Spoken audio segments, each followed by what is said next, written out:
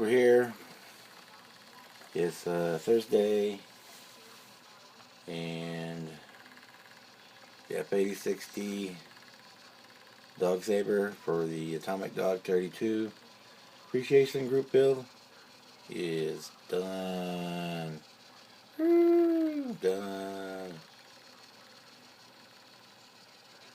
This is the Rebel 148 scale Rebel monogram, I guess. 148 scale Pro Modeler kit.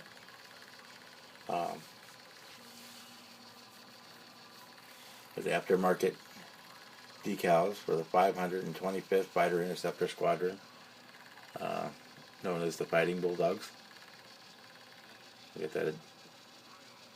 That's two layers of dog for the Year of the Dog reference. This is a really good kit. If you run across one at a decent price, you should grab it. I know Kitty Hawk is bringing out a kit also. The Rebel version is the later version. This is the monogram, which is the early version, which doesn't have the drag chute compartment on the vertical stabilizer, and it has different air inlets on the sides of the fuselage. Well, that is basically the same. We did this one for the Fighting Bulldog Fighter Interceptor Squadron. It was based in Germany in 1950. 1951 is particularly when they had the F-86D. Okay, reset here. The only real problem I had with the kit, well, aside from the about 200 stencils that had to go on it, it comes with the pitot tube molded onto the wing and sticking out there in space, which I promptly broke off, but I managed to hang on to it, not lose it, and we glued it back on here for the final, and it can stay there. It should be able to be alright. I'm going to go a little closer around here. I'll flip her on her back here.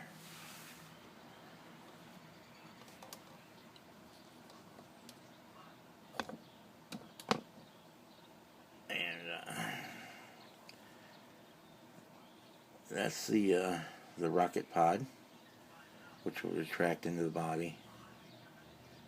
There. Got really decent landing gear bays. The detail on this plane is really nice. We have to show it more in the stills than anything else. The cockpit is super detailed. The kit does come with a decent pilot for a change, but the cockpit was so nice that I really didn't want to cover that up, so no pilot for this one. The kit also includes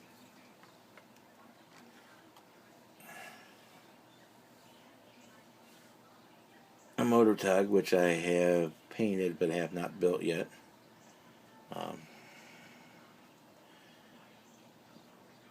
I was never intending to actually display it with this tug. I just kind of keep this for general purpose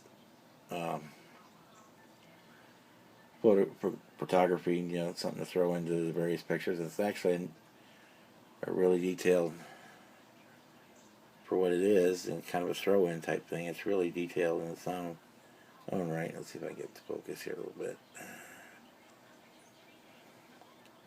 The instrument panel is really nicely detailed. The motor I've got in the other room, I just painted it, and it's got a nice detail on it. It's got kind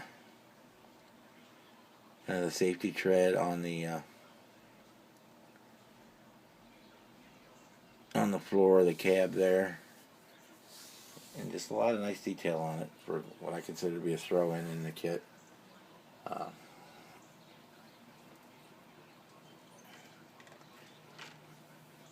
painted it with a real durable lacquer, so it's going to take a couple of days for it to really set up. Anyway, back to the plane. We got our air brakes deployed. We've got our fuel dump probe sticking out the side there. We've got our Bulldog on the tail.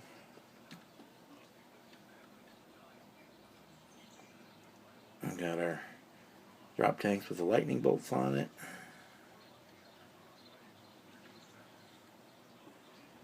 Canopy all painted, featured, nice and shiny. So overall, this is a great kit. If you should consider picking one up if you see one at a decent price. So it went together well. I added, I think it was 3/4. I have to go back and look at the earlier video. I think it was either 1/2 or 3/4 of an ounce of weight in the nose to keep it from being a tail sitter. The kit does come with a little peg to prop it up, but there's plenty of room in the nose section here.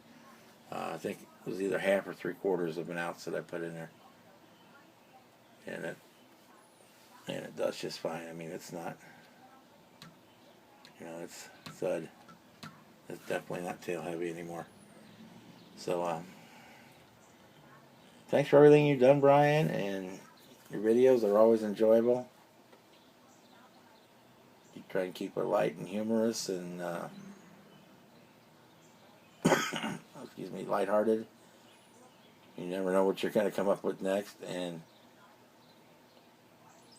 kind of like me, anybody can get a good result with one of those brand new Tamiya kits, but sometimes it takes a little more finesse to break into the old cobweb cover kits, and like my last one, the old Pogo, and turn out something decent. And that's actually kind of cool too, because those are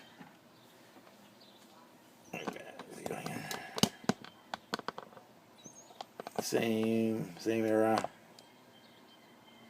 same scale. So I can back up here a little without causing too much chaos.